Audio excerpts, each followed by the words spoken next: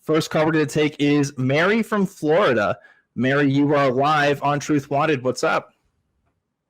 Hi, Eve. Hi, Dan. How are you doing?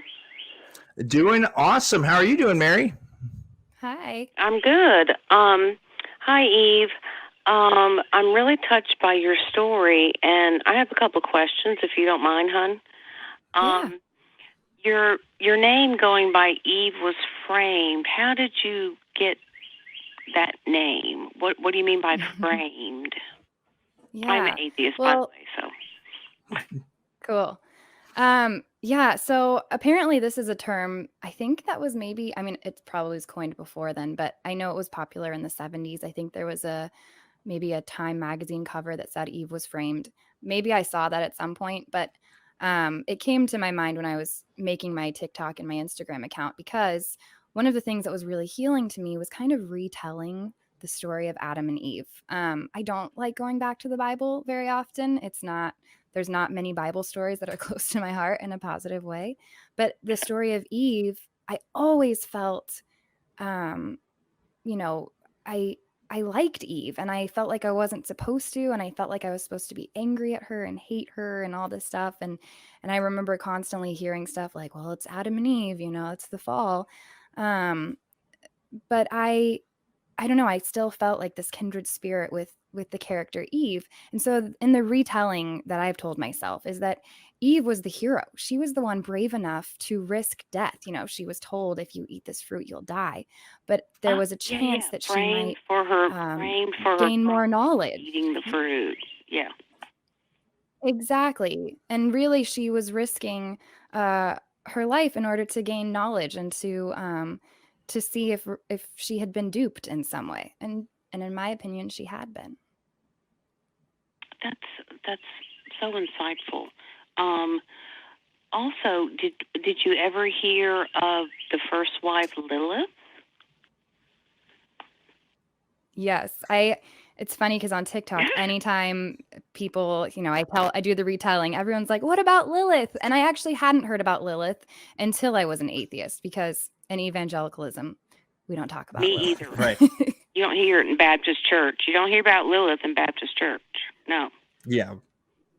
Yeah, for sure. It's interesting the way that you talked about Eve, the character, as being the character you're supposed to hate, because it's Right. like, oh, she's responsible for the fall, which, if you grew up in the evangelical tradition, literally means that this woman is the reason why we are all going to hell, like, essentially, right? Like, she is the progenitor of that.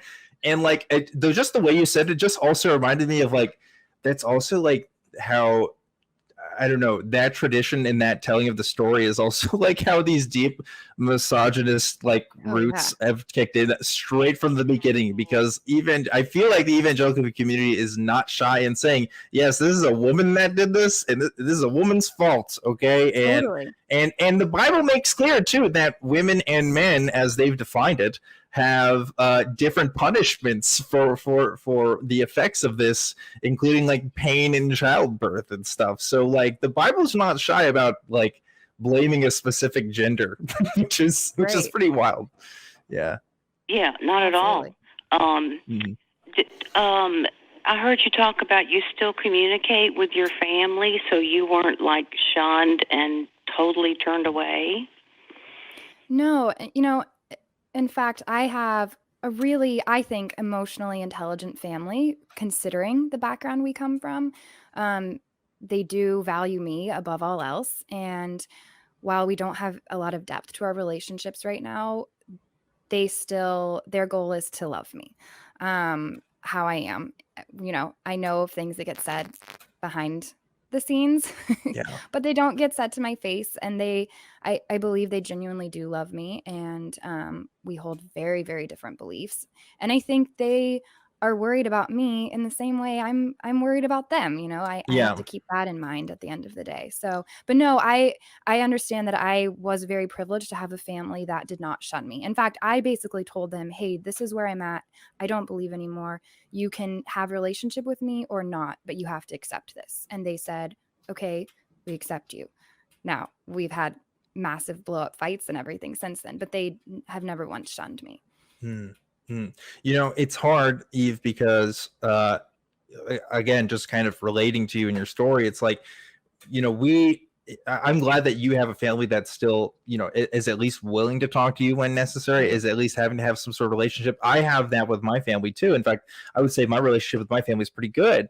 And then a lot of people don't get that because there's a part of the tradition that also says, depending on your interpretation, that you should cut the non-believers from your life, that you should stay just with the fold. And I would point out that that is what many have constituted as a feature of a cult.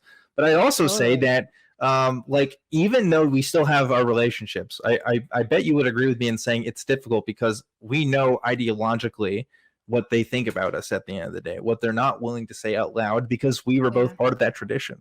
And I think that's what makes it especially hard because my parents think I'm going to go to hell. You know, there's no ifs, ands, or buts about that, at least from their perspective. And that's a difficult thing for us to deal with because it's like, well, not only do I not share that belief, but I think that if we just got around this point, we would just be fine. Like, that's like the one holdup, right? At least for me. Yeah. So, yeah, it can be difficult for sure. I grew up Southern Baptist in the 60s and as a child, and our churches are nothing like they are today, where there's movie theaters and bowling alleys and gyms. Yeah. It was just kind of cold, and the sermons were the last 15 minutes of the preacher's sermons was screaming and telling us we're going to burn in hell. Yeah. And it was, you know, and my mom kind of, my dad was a deist. He was a mechanical engineer. I think he was a deist. He never attended church with us. Yeah. Mom was big on it, but nothing was heavily pushed at home. We just went for the fun, cute stories and hippie love Jesus, you know. But in the Dominion, are they similar, if you know, Eve, are they similar to Baptist in the fire and brimstone and fear hell preachings? So Dominionism is just a teaching that comes out of evangelicalism. I grew up specifically in non-denominational charismatic church, and we didn't have a lot of in fact, we had like no hell, you know, fire and brimstone teachings. However, my very first intro to God and Jesus was being told that Jesus saved me from hell and hearing about how horrible hell is. What we had was spiritual warfare. So there was a lot of talk of like, if you have a headache, there's like a demon that you need to somehow get away. you have an open door to bad spirits, to demons and stuff. So that part was what was so scary to me. I wasn't constantly being told about hell. It was like hell was here now attacking me, and I had to constantly be spiritually warring against it. Okay. But I'm amazed by the get them while they're young mentality. And fortunately, my mom was, as my older brothers, as we got to be teenagers, they kind of quit going, and I was the youngest, and then I quit. She kind of let us decide when we hit our early teens. And I kind of decided that I didn't want to go anymore, and she didn't push it with us. So I feel like she gave us, even though she was a hardcore Southern Baptist, she never told us that we didn't have an opportunity or shouldn't go get educated and make our own decisions. So I appreciate that about her. But a lot of people don't get that. Yeah, but Dan, I did see your college interview with Anthony on epistemology. Yeah. And I was a teacher for 30 years, and I can tell when people are, I could see the wheels turning in your brain. Mary, you're not the first person to say that. You're definitely not the first person to say that. I was definitely having a big think during that conversation. But yeah, that's still available on YouTube for people to look at as well. When I was a Christian, if people are interested. But Mary, I'm going to go ahead and let you go from this call. I want to appreciate. I want to give you a thank you for calling in and asking your great questions, and thanks so much also for supporting the show. Mary brought up an interesting point. I kind of had a mini epiphany while she was talking, because she brought up like, yeah, churches today don't have movie theaters and gyms and stuff like that. Like, oh yeah, they that wasn't a thing before. It was just a building you go to, you sit down for an hour and you leave. But like, they really have become more like community centers more than anything. Right. They really want you to be there all the time.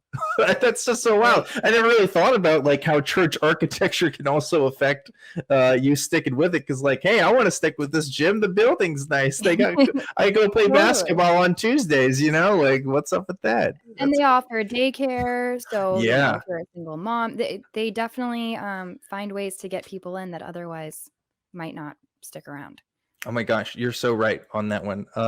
It's really interesting to think about the ways that groups get you in. I mean, like, you know, you can obviously have a gym and not be like, you know, malicious in creating that. But it's weird how like you also like churches are literally the infrastructure for people's communities, even if they're not religious.